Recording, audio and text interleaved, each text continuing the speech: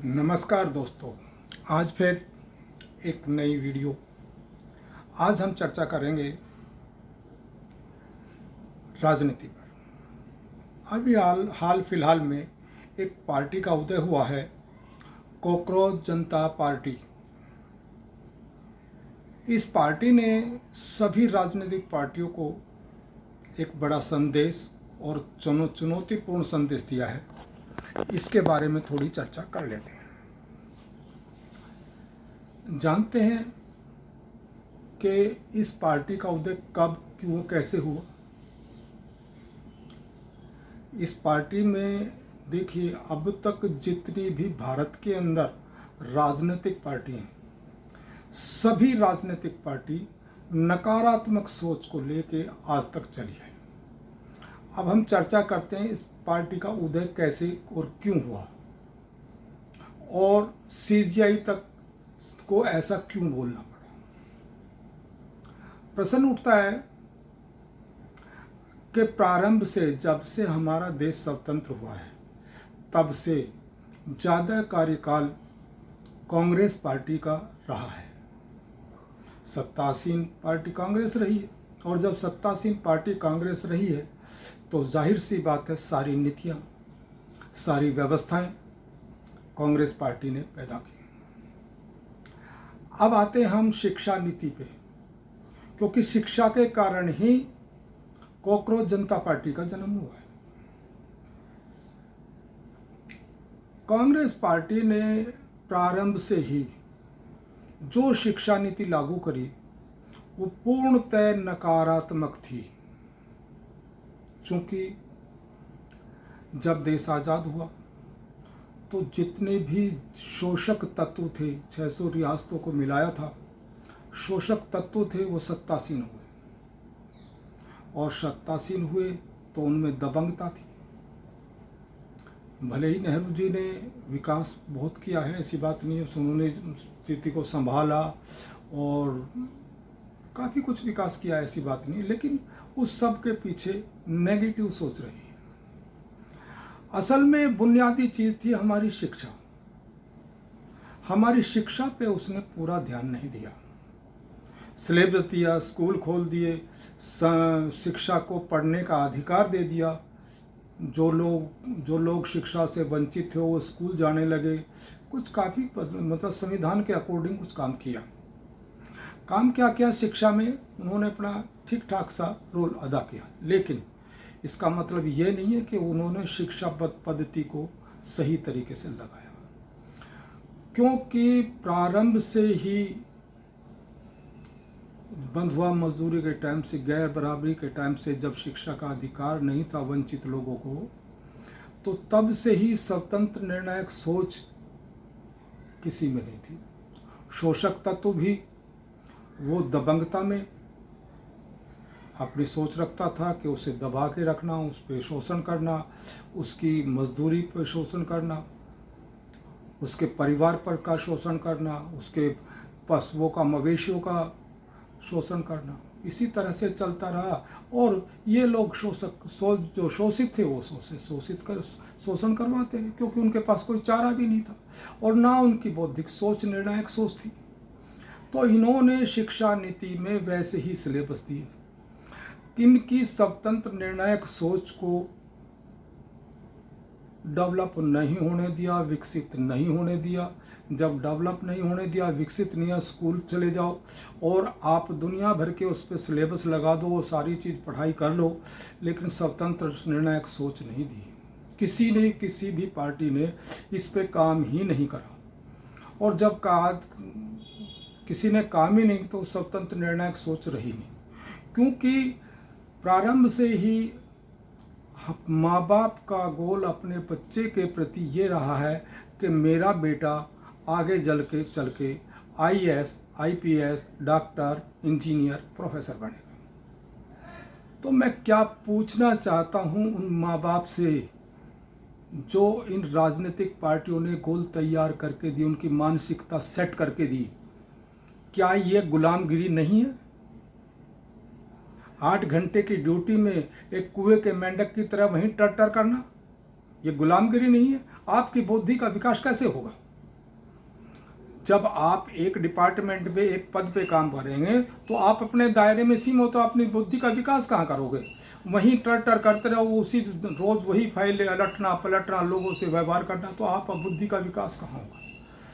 और अच्छी तनख्वाहें दे दी ताकि आप अपनी बुद्धि का अधिक विकास ना कर सकें। और बिजनेस के बारे में तो कभी किसी ने सोचा ही नहीं। और जो लोग बिजनेसमैन बने भी, उन्होंने बिजनेस मैनेजमेंट के कोर्स किए, और किन्होंने किए? जो धनाढ़ वर्ग थे, उन्होंने इस क्षेत्र में काम किया, फैक्ट्रियाँ लॉन्च की, अपनी कंपनियाँ लॉन्च की, और उन्होंने फिर बंधुआ मजदूरों को अपने पास नौकरी पर रख लिया। मतलब कुल मिला के आम जनता के लिए शिक्षा नीति में स्वतंत्र निर्णायक सोच को कहीं स्थान नहीं दिया गया, और अंधभक्ति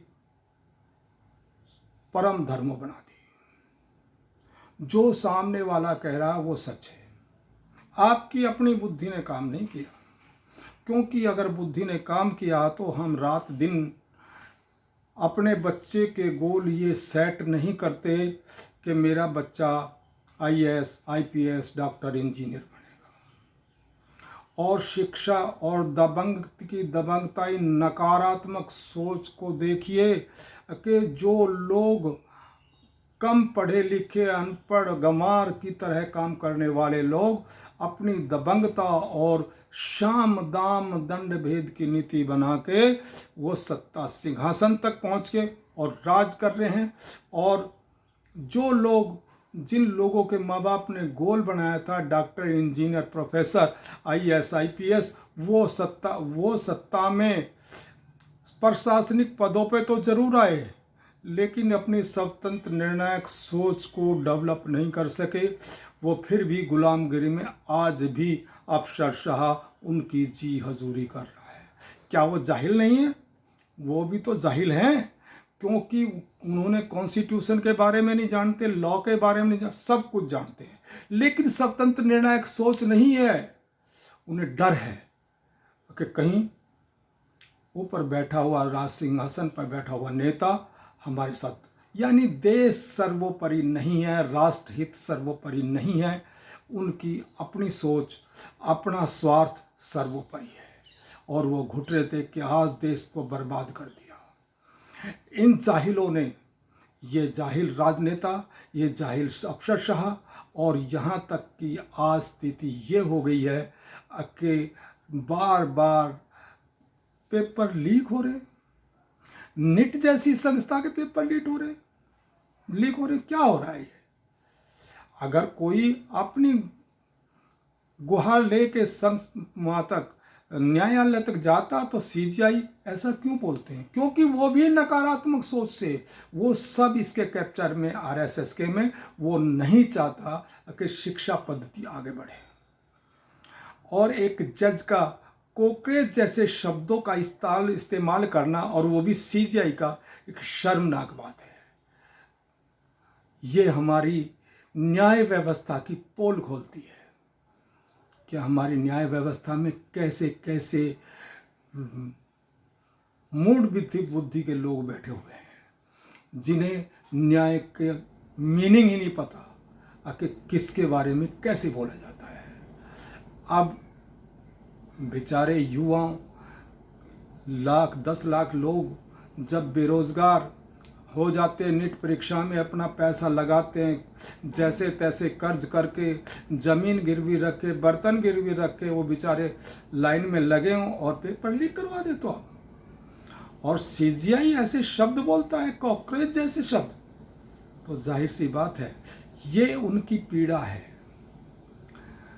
कॉकरेज के नाम से एक व्यंग के रूप में इस पार्टी को खड़ा किया, लेकिन जब जन समूह इसके साथ हुआ और वो कॉकरेज, वो बच्चे, बेरोजगार बच्चे, वो युवा जो प्रताड़ित हो रहे थे शासन प्रशासन से, उन्होंने अपनी एकजुटता दिखाई, और इस कॉकरेज पार्टी आगे चुनौती दे सकती है अगर आप इसका साथ दें तो। मेरा आप लोगों से जो है, कॉकरेज जनता पार्टी को पूरा सपोर्ट करें, क्योंकि कॉकरेज जनता पार्टी में एक आंदोलन, एक निर्णायक सोच पैदा होने वाली है और पॉजिटिव थिंकिंग में इनके खिलाफ एक आंदोलन करने वाली है। नकारात्मक सोचों के लिए सकारात्मक सोच कितनी डेवलप होती है वो एक अलग मैटर है, लेकिन इस पूर्ण नकारात्मक सोच को हटाना बहुत ज़रूरी है। इस जन आंदोलन में अपना योगदान दें, साथ दें, जिससे लोगों को एक नई दिशा मिले, एक नया विकास मिले और थोड़ी सी भी अगर सकारात्मक सोच का थोड़ी सी भी सकारात्मक सोच अगर इन्हें मिल जाती है तो दिशा परिवर्तन होके भारत को फिर से एक नई दिशा मिलकर नया विकास की ओर जा सकता है। इन्होंने लूटने में कमी नहीं करी, देश को बर्बाद करने में भी सारे क्रिमिनल अपराधी भारतीय जनता पार्टी को सौंप दिए और भारतीय जनता पार्टी के पीछे पूरा हाथ RSS स्वयं सेवक संघ का है। लिहाजा आप लोगों से मेरी गुजारिश है कि कॉकरेज जनता पार्टी का सहयोग दें और पूरा सहयोग दें, इसे सपोर्ट करें।